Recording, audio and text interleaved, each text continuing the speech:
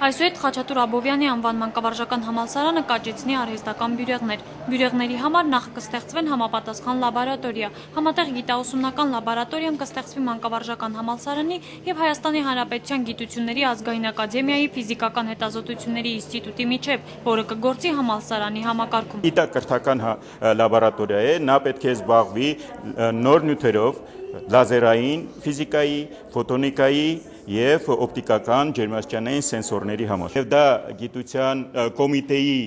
ուրեմն ռազմավարության շրջանակներում է գտնվում, պետք է կատարվի մերձեցում համալսարանական գիտության եւ ակադեմիական գիտության։ Նախքան գործնական աշխատանքին անցնելն այսօր երկու կրթական հաստատությունների միջև կնքվեց համատեղ պայմանագիր։ Այն իր տեսակի մեջ միակը չէ։ Մանկավարժական համալսարանի նախաձեռնությամբ այսօր ստորագրվեց նաեւ հայ-ֆրանսիական լաբորատորիայի ստեղծման մասին պայմանագրի նախագիծ։ Դա նշանակում է ունենալ միջազգային ուրեմն նշանակության լաբորատորիա եւ դա հնարավորություն կտա ուրեմն մեզ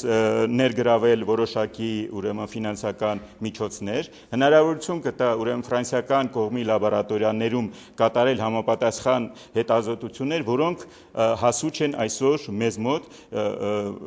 ելնելով, ասենք, որոշակի բարդություններից նոր ուրեմն սարքավորումներ գնելու։ Այսօր